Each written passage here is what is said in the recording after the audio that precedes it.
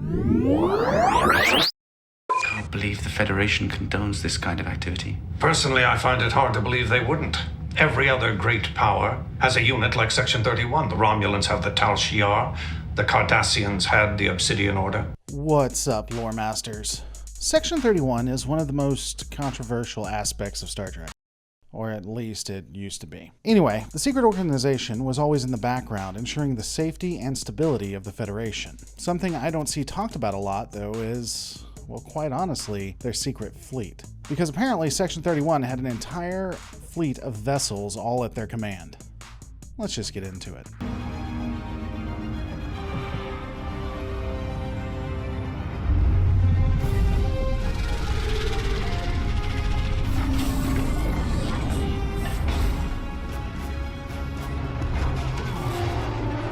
Explain that to me!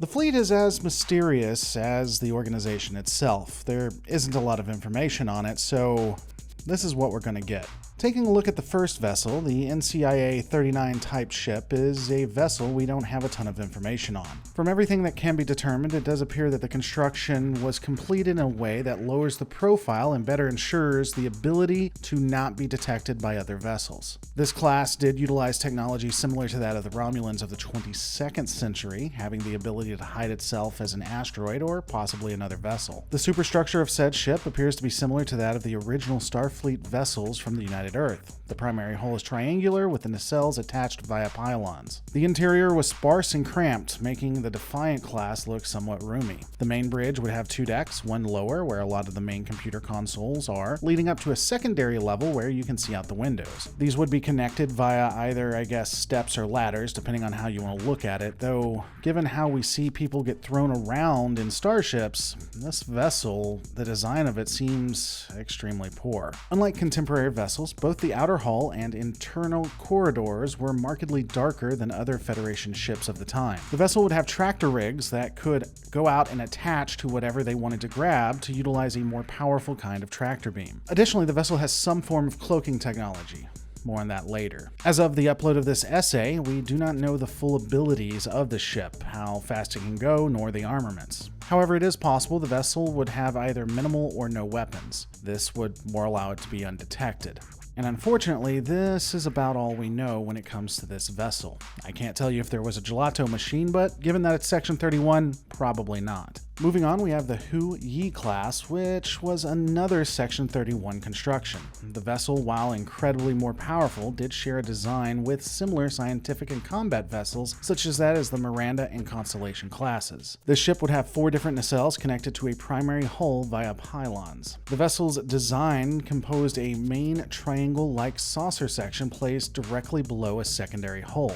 Again, I'll get into it later, but triangle-like saucer section seems to be a mainstay of this specific construction for Section 31. A roll bar also connected the pylons from one side to the other. While we don't have official sources for the ship, it is stated to be 645 meters long, while its widest measurements are 421 meters. The vessel also shared a similar cloaking ability and was able to go into quote-unquote dark mode. By my count, we have over 200 vessels, and you might have 30. Count again.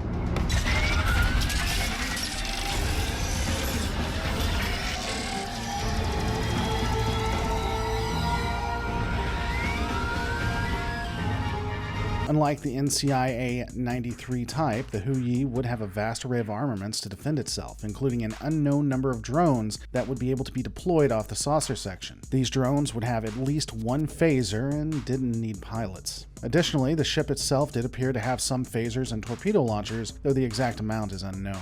Looking at larger vessels of Section 31, we have the Deimos Class. Interestingly, even though this vessel was among the larger of the ships, it would still be considered a stealth vessel with a similar dark mode to its contemporaries. Dark mode is curious to me. I don't know if it's a part of the cloaking device itself or just helps lower the profile. Again, we may never know.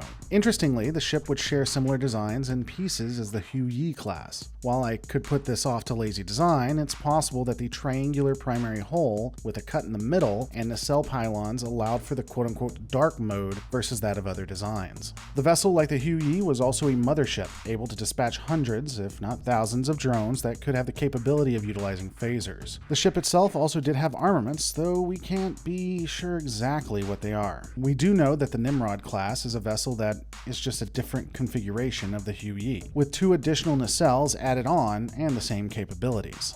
There are a few more vessels, though I am going to be saving that for a different video, and ultimately, like Section 31 itself, little is known of these ships, nor the clandestine organization that they were used by. However, while many would consider the vessels to have a Mary Sue-like characteristics, it actually makes sense if you consider some of my theories about Section 31 getting hold of Borg technology. This would explain how they're always at least one step up from what most of Starfleet has, and, well, even most other species. Section 31 had seemingly always had advanced technologies in comparison to what we generally see, and this appears no different. We do know that we see some form of the Deimos Class in the 25th century, so it is quite possible all of these ships were always working in the background, we just never seen them.